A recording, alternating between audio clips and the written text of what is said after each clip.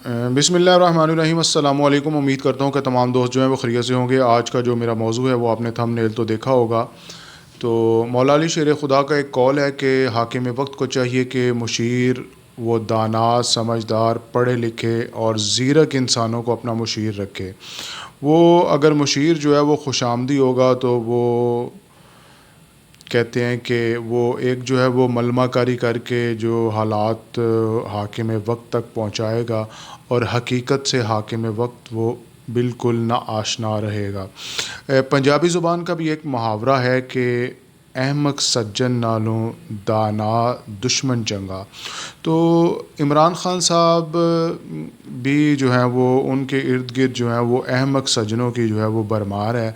और इमरान खान साहब ने जब दौरे इक़्तिदार में भी और उससे पहले भी अपनी जो पॉलिटिकल जद्दोजहद है उसमें जो है वो मैं समझता हूँ कि सबसे बड़ी जो उनकी नाकामी है वो यही है कि वो एक टीम नहीं बना सके।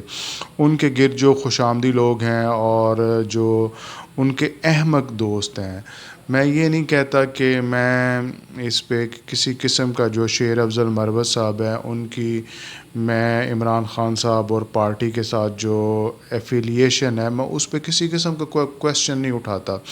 ये बहुत से लोग ऐसे होते हैं कि जो ना चाहते हुए भी आपको जो है वो नुकसान पहुंचा रहे होते हैं। तो मैं ये नहीं कह रहा कि इंटेंशनली वो जो है वो नुकसान पहुंचाते हैं। वो अहमक सज्जन जो होता है वो अपनी हमाकत की वजह से जो है वो नुकसान पहुंचाता है। तो वो मतलब बयानात जो हैं वो दागते रहते हैं। हाल ही में उन्होंने एक बयान दागा कि जो रजीम चेंज था इसमें सऊदी अरब का भी जो है वो बहुत बड़ा हाथ है और उसका सऊदी अरब का भी जो है वो इसमें एक किरदार है।